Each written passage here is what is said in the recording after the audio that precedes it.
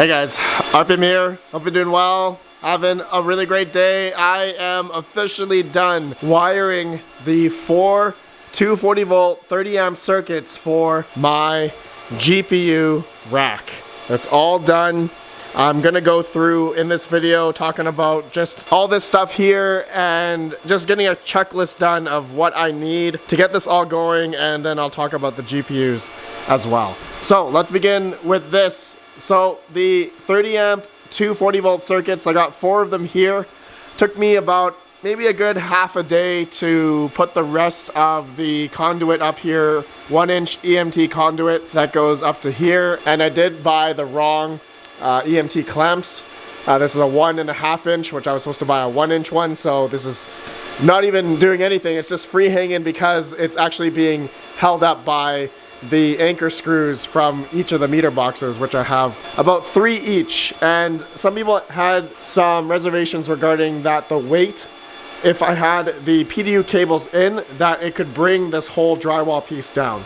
I guess we'll see. I guess we'll see if that happens or not. I do have anchor screws, like I said, so we'll see if it would be able to handle the weight from the 4 PDUs that I'm going to be having plugged in here shortly.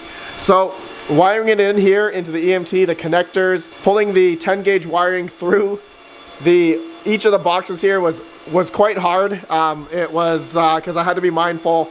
Each of the lengths were a little bit shorter as I went. So the first box was just fine. Second box was fine. Third box was getting a little bit short. Then I came to the last box, and putting the wire in for this one, it was a little bit too short. It came maybe like a little bit here, like an inch left. That wasn't long enough. So what I had to do was push in the 1-inch EMT here, okay, into the wall a little bit further in. I had to drill a little bit more so I could push this in so that the wiring would be, you know, technically a little bit longer. All right, so it was normally, maybe this EMT was maybe like over here. So that, because I shifted everything over about 2 or 3 inches, then I was able to have that extra wiring for this last one, which was a bit short, but I finally managed to get that in. Okay, so I am ready, guys. I am ready for the power. I also have all of these meter boxes labeled as well. GPU 01, GPU 02, GPU 03, GPU 04. This corresponds with the breakers. All right, the 10 gauge wiring that goes into the breakers. Okay, so I have it all labeled on the circuit panel here, GPU 1, GPU 3. Then on the other panel, it's this one and this one, which is going to be GPU 2 and GPU 4. Okay, so that is, yeah, all ready, all done. I tested it out with a PDU, and I got one plugged in already. Okay, so just to show you here, okay, this is the 240 volt 30 amp PDUs that I am going to be using here. So as you can see, right, I can see the amperage, watts, all that stuff on the PDU as well, 226 volt, okay? But again, right, I have a meter here, I also have a meter up there, and I also have my Emporia energy monitoring system, which I'm gonna put a circuit sensor on these as well. So I essentially have 3 different ways to measure the, I guess, power that I'm using on these, right? So I have one PDU here, another PDU here, third one here, and a 4th PDU right here. Now, I wanted to get some feedback from you guys, and actually before I do that, I want to announce another giveaway of a KS0 Pro. Thank you to BP. And so we're giving one away on Sunday, this coming Sunday, and all you have to do is comment on a video, which I'll have linked down below, to Mr. Overboard Tech. You also have to subscribe to him, okay? Make sure you subscribe to him, and also comment down in his video that I'll link down below. You have to comment with what you like about crypto mining, or what's positive, anything positive about crypto mining, and also which country are you in, like USA, Canada, Europe, whatever, whatever country, let me know. And then on Sunday, I will choose a winner, comment picker, for an Ice River KS0 Pro. So it's that easy. You guys don't have to buy anything, nothing to promote. Thank you to Mr. BP. He's the one who graciously gifted us 14 KS0 Pros to give away to the community. So we're already halfway there. I got 5 left. Mr. Lefteris Grakis won on Sunday. Congrats to you, my friends. So good luck, you guys. Good luck. Link down below to Mr. Overboard Tech's video. Make sure you subscribe as well. Okay, so you guys know EVGA RTX 3070s. I got pretty much all 108 here now. I do have a few other branded ones from my other mining location, but I think together I have 111 or 112 3070s here. I have, I think, 24 more in the boxes here, 3 of them here. I'm gonna open that up later. And yeah, I am ready, pretty much ready now to populate all the GPU Riser R8 server cases. I got 10 of them here, and we're gonna put them on this shelf. Okay, this is what it's all about. That is what I have been trying to do this whole past week here, and I am almost there, guys, almost there. Okay, so let's talk about the PDUs. So these PDUs, which I ordered from Alibaba, I ordered 10 at a time because I did get a custom batch made with the 8, right, C13 and C14 connectors, and as well as the C19, C20 connectors as well. Along with, it does come with a meter as well, but I don't really need that, but it's nice to have, and also 30 amp breaker.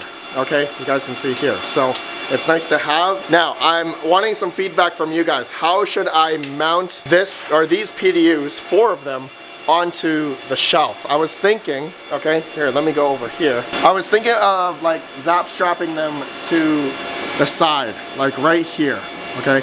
I had them zap strap around, okay, like this. I can have all 4 across here. Now, I think I can only fit maybe 1 or 3 across here, and then I'll have the last one maybe on the side or something. But the thing is, these GPU Riser R8s come with an adapter, actually, okay? You guys can see right here, this is a regular PC cable, but it's adapted into a single C19, C20 end. I do have another cable that goes into a PDU, just an extender. But natively, right, I can then theoretically plug this C19 end into this side of the PDU. Now, since I have 4 30 amp circuits, right, and I have 10 octominers, I was thinking of doing 3 R8s per, you know, PDU. So in theory, then I'll have, you know, 9, or so 3, 3, 3, so that'll be 9 of the R8s, and then I'll have 1 left for another PDU. But then I was thinking later on in the future, I am gonna probably add more server cases down below. Okay, so it looks like, you know, thinking of, you know, doing the math right now, if I were to mine, you know, a lithium on, let's say, 3 of the R8s, just 3 of them, okay, that will equal about, oh, I don't have it, I have other ASICs plugged in here, but it was about 620 watts. So 620 watts times 3, that would be what, about, I would say 19 to 2,000 watts just for 3 of them plugged into those 3 C19s for 3 of the R8s. So I wouldn't be at max power, max capacity on a single circuit, right? So if I were to mine Kapow though, then I would have maybe, what, 35, maybe 4,000 watts max. If I had, you know, 24 3070s mining Kapow, so I would then be okay still. I still have that overhead just in case if I want to switch algorithms on that PDU, right? So I think that is a good play, and plus, yeah, I'm gonna be adding probably more 3070s on the bottom row as well, because I can fit 10 R8s across, no problem, right? I can fit 10 R8s across. So I think that's gonna be just fine. Let me know what you guys think about that, and just judging by the 4 circuits I have, right, and how many R8s I have, which is 10 right now, right? I can do 10 across. And then in the future I'll bring some other server cases over. They're not gonna be R8, so my OCD is gonna kick in, but that's okay. I should then have the extra capacity on these circuits if I was gonna mine something like Kapow or something Ethash even. And then the whole other side of it is gonna be now if I'm gonna be able to cool this whole shelf, right? All the GPUs that are gonna be here with this 22-inch Vevor exhaust fan that I have here that's been sitting for a while. It's actually the exact same one that I have for my ASIC shelf, right? This one over here, which is actually running on medium mode right now.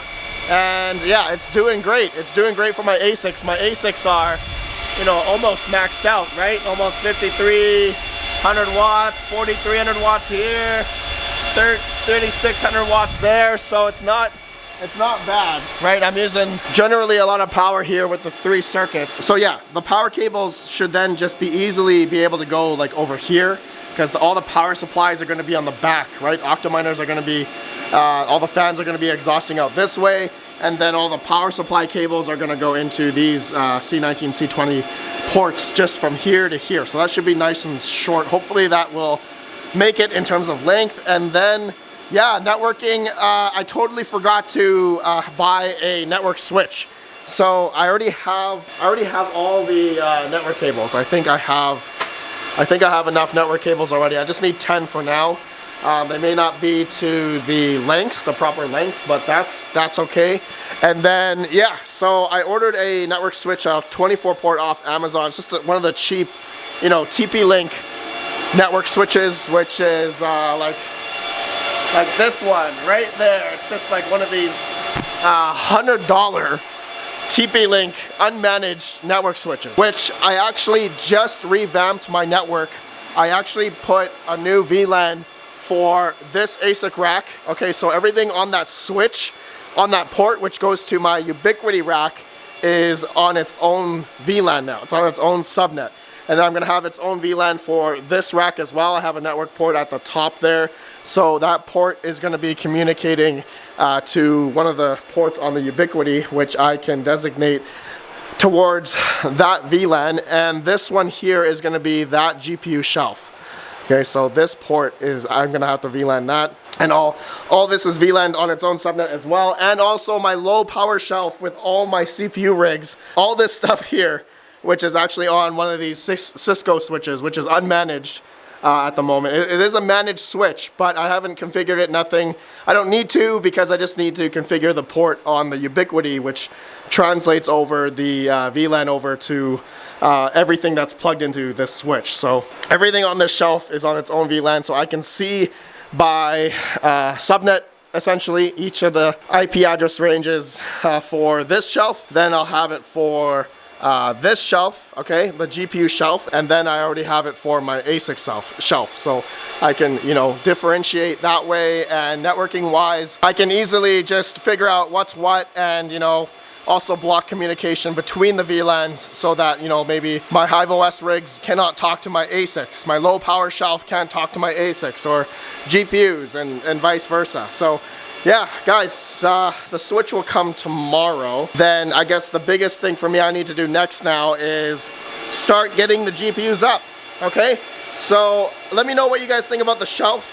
I'm gonna start, you know, building the GPU rigs now, okay? And yeah, just go to town. And I guess that's gonna be my content for the next couple days here. I hope you guys don't mind, because yeah, I have a lot of work to do. I've just been working on this nonstop, and I know Bitcoin right now is hitting up 69, almost 70,000, and that's exciting. But you know, for me right now, I have to focus on this because I want to get my GPUs up, and I want to get that lower electrical rate as well. So I got to hit that, you know, 35, 36 kilowatt hours at least per hour. So, okay. All right, my friends, let me know, how would you mount the PDUs? How would you mount the network switch? Like, all the cables are gonna have to come through the backside anyway, down from the Octominer, so it's gonna come down here. I mean, that's the only logical place I can think of, but you guys let me know. You guys let me know. All right, I'm almost there, my friends. I'm almost there. Let me know your thoughts. I appreciate you all. You guys have a good one. Peace out. Peace out.